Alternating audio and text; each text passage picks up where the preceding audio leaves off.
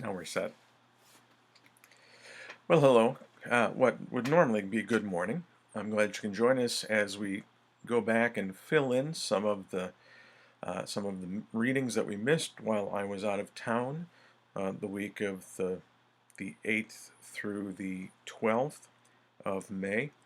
Um, it would have been week 19, day 4 of reading through the Old Testament in 2023. And that brings us to 1 Samuel chapters 29 through 31, and then 2 Samuel chapter 1. Through 2 Samuel chapter 1. A little bit of a awkward reading because the software that we use to put the readings on the screen, not able to put them all up in one chunk, but that is the reading for today. So at this point, David, let's see, David is the anointed king, but Saul is still ruling, and yet at the same time, David does step up at times to actually fight against the Philistines. For a short time, he actually took refuge among the Philistines, deceiving them into thinking that he was on their side. And so there's really kind of an interesting dynamic going on because Saul was trying to kill David, thinking him to be an enemy. And yet David continued to be perfectly loyal to Saul and to Israel. So we'll see that here in today's reading. Normally this would be our morning devotion, so we would spend time in prayer as well, but of course, as I said, we're recording this after the fact, kind of filling in that gap. So we have recordings of all of those readings. So we're not going to be including those prayers today, but you are welcome to join us Monday through Friday at 9 a.m. for those daily devotions. All right. Looks like everything is set and working as it should. Okay, yeah. Let's begin. 1 Samuel 29 through 2 Samuel chapter 1. Now the Philistines had gathered all their forces at Aphek, and the Israelites were encamped by the spring that is in Jezreel. As the lords of the Philistines were passing on by hundreds and by thousands, and David and his men were passing on in the rear with Achish, the commanders of the Philistines said, "What are these Hebrews doing here?" And Achish said to the commanders of the Philistines, "Is this not David, the servant of Saul, king of Israel, who has been with me now for days and years? And since he deserted to me, I have found no fault in him to this day." But the commanders of the Philistines were angry with him.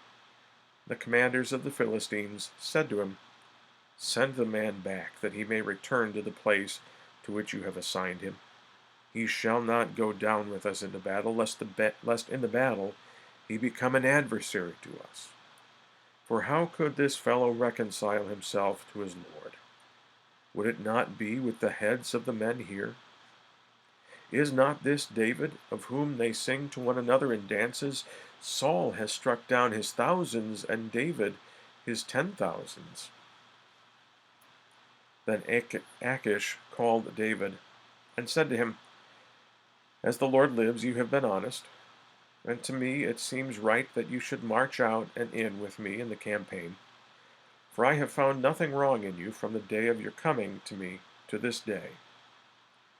Nevertheless, the lords do not approve of you.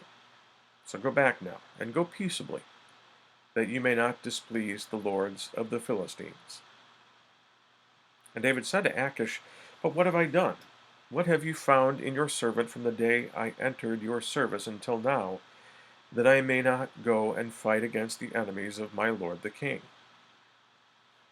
And Achish answered David and said, "I know that you are as blameless in my sight as an angel of God. Nevertheless, the commanders of the Philistines have said, 'He shall not go up with us to the battle.' Now then rise early in the morning with the servants of your Lord who came to you, and start early in the morning, and depart as soon as you have light." So David set out with his men early in the morning to return to the land of the Philistines.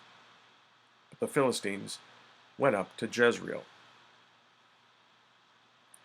Now when David and his men came to Ziklag on the third day, the Amalekites had made a raid against the Negeb and against Ziklag.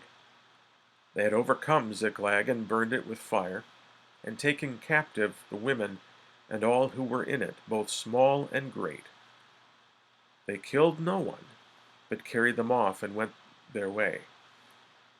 And when David and his men came to the city, they found it burned with fire, and their wives and sons and daughters taken captive. Then David and the people who were with him raised their voices and wept until they had no more strength to weep.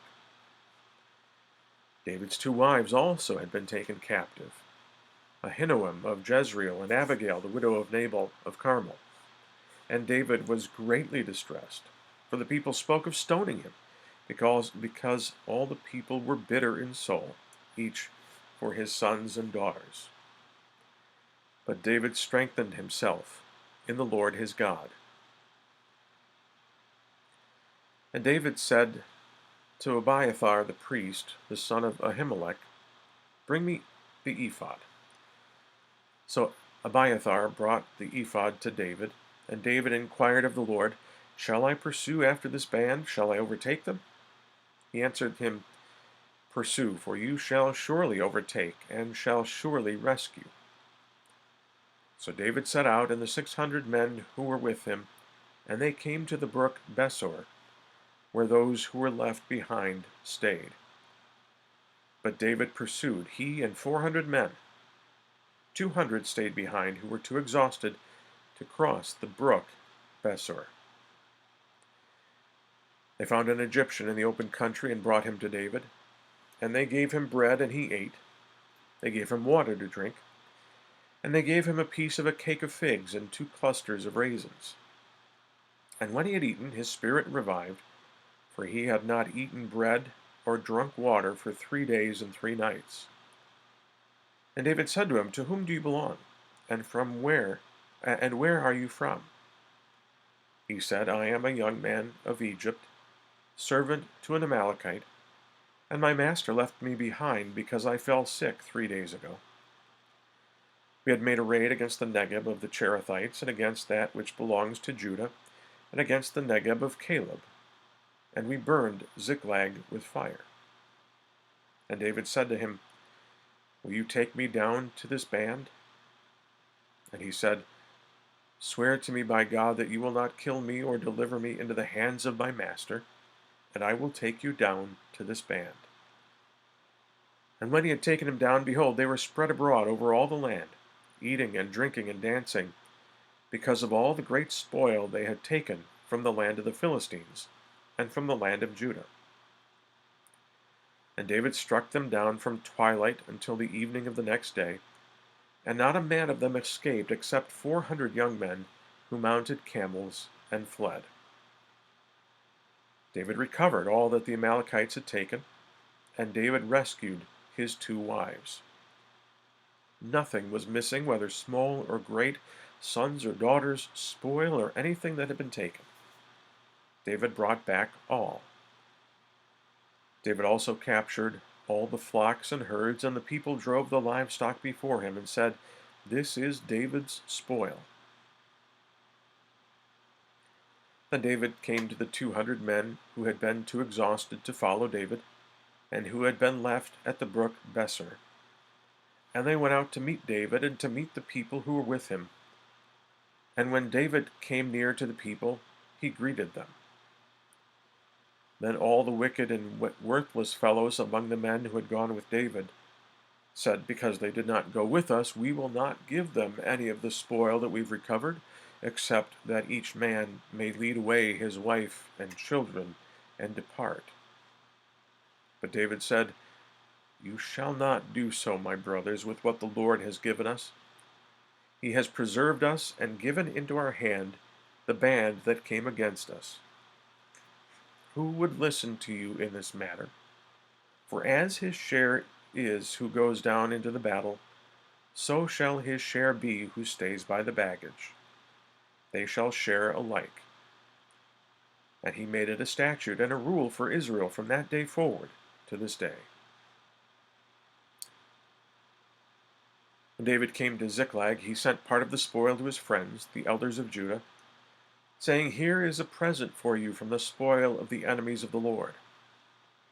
It was for those in Bethel, in Ramoth of Negeb, in Jatir, in Aror, in Siphmoth, and in Eshtemoa, in Rakal, in the cities of the uh, Jerahmeelites, in the cities of the Kenites, in Hormah, in Bor Ashan, in Athak, in Hebron, for all the places where David and his men had roamed. Now the Philistines fought against Israel, and the men of Israel fled before the Philistines, and fell slain on Mount Gilboa. And the Philistines overtook Saul and his sons, and the Philistines struck down Jonathan and Abinadab and Malchishua, the sons of Saul. The battle pressed hard against Saul, and the archers found him, and he was badly wounded by the archers. Then Saul said to his armor-bearer, "Draw your sword, and thrust me through with it, lest these uncircumcised come and thrust me through and mistreat me." But his armor-bearer would not, for he feared greatly. Therefore Saul took his own sword and fell upon it. And when his armor-bearer saw that Saul was dead, he also fell upon his sword and died with him. Thus Saul died, and his 3 sons, and his armor-bearer, and all his men on the same day together. And when the men of Israel who were on the other side of the valley, and those beyond the Jordan, saw that the men of Israel had fled, and that Saul and his sons were dead, they abandoned their cities and fled. And the Philistines came and lived in them. The next day, when the Philistines came to strip the slain, they found Saul and his 3 sons fallen on Mount Gilboa. So they cut off his head and stripped off his armor, and sent messengers throughout the land of the Philistines to carry the good news to the house of their idols and to the people. They put his armor in the temple of Ashtaroth, and they fastened his body to the wall of Bethshan. But when the inhabitants of Jabesh Gilead heard what the Philistines had done to Saul, all the valiant men arose and went all night, and took the body of Saul and the bodies of his sons from the wall of Bethshan, and they came to Jabesh and burned them there. And they took their bones and buried them under the tamarisk tree in Jabesh, and fasted 7 days. After the death of Saul, when David had returned from striking down the Amalekites, David remained 2 days in Ziklag. And on the 3rd day, behold, a man came from Saul's camp, with his clothes torn and dirt on his head. And when he came to David, he fell to the ground and paid homage. David said to him, "Where do you come from?" And he said to him, "I have escaped from the camp of Israel." And David said to him, "How did it go? Tell me." And he answered, "The people fled from the battle, and also many of the people have fallen and are dead. And Saul and his son Jonathan are also dead." Then David said to the young man who told him, "How do you know that Saul and his son Jonathan are dead?" And the young man who told him said, "By chance I happened to be on Mount Gilboa, and there was Saul leaning upon his spear. And behold, the chariots and the horsemen were close upon him. And when he looked behind him, he saw me and called to me. And I answered, 'Here I am.' And he said, 'Who are you?' I answered him, 'I am an Amalekite.' And he said to me, 'Stand beside me and kill me, for anguish has seized me, and yet my life still lingers.' So I stood beside him and killed him, because I was sure that he could not live after he had fallen. And I took the crown that was on his head, and the armlet that was on his arm, and I have brought them here to my Lord." Then David took hold of his clothes and tore them, and so did all the men who were with him. And they mourned and wept and fasted until evening for Saul and for Jonathan his son. and for the people of the Lord, and for the house of Israel, because they had fallen by the sword. And David said to the young man who told him, Where do you come from? And he answered, I am the son of a sojourner, an Amalekite. David said to him, How is it you were not afraid to put out your hand to destroy the Lord's anointed? Then David called one of the young men and said, Go, execute him. And he struck him down so that he died. And David said to him, Your blood be on your head, for your own mouth has testified against you, saying, I have killed the Lord's anointed. And David lamented with his lamentation over Saul and Jonathan his son, and he said it should be taught to the people of Judah. Behold, it is written in the book of Jasher. He said, Your glory, O Israel, is slain on your high places. How the mighty have fallen. Tell it not in Gath, publish it not in the streets of Ashkelon, lest the daughters of the Philistines rejoice, lest the daughters of the uncircumcised exult. You mountains of Gilboa, let there be no dew or rain upon you, nor fields of offerings, for there the shield of the mighty was defiled, the shield of Saul not anointed with oil. From the blood of the slain, from the fat of the mighty, the bow of Jonathan turned not back, and the sword of Saul returned not empty. Saul and Jonathan, beloved and lovely, in life and in death they were not divided. They were swifter than eagles, they were stronger than lions. You daughters of Israel, weep over Saul, who clothed you luxuriously in scarlet, who put ornaments of gold on your apparel. How the mighty have fallen in the midst of the battle.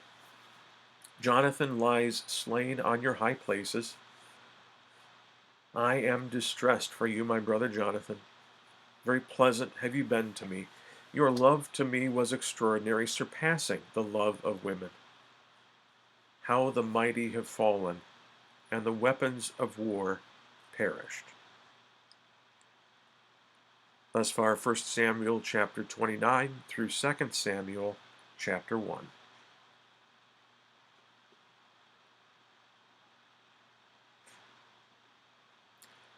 So once again, we thank you for joining us as we went back and filled in one of the readings that we had skipped while I was out of town. If you would like to use this as devotional time, please do feel free to take some time praying for the church and our pastors, for teachers, deaconesses, other church workers, for missionaries, others who serve the church, for the fruitful use of the means of grace, and those with whatever specific needs you are aware of. Otherwise, this is, again, just an amazing testimony to David and his faith in God. Again, the defining point of this whole narrative is the success or failure of each individual to trust the promises God has made to him. In this case, David, by honoring Saul and continuing to honor Saul as God's anointed one, showed his trust in God, that God would elevate him to the kingship in his good time, rather than trying to seize it for himself, even as the anointed successor. And in the process, he demonstrates tremendous faith. You and I, of course, similarly, are tested in many ways if you will trust the promise that God has made to you, that you really are redeemed in Jesus Christ. Your sins are paid for in full. You are a new creature. That promise is tested in many different ways, and yet God is still faithful to you as he was to David. So, here too we see God carrying out his plan of salvation in real time, in real places, among real people, through real events, and pointing to what he's done for you in Jesus Christ. So with that, we will wish you God's blessings on your day.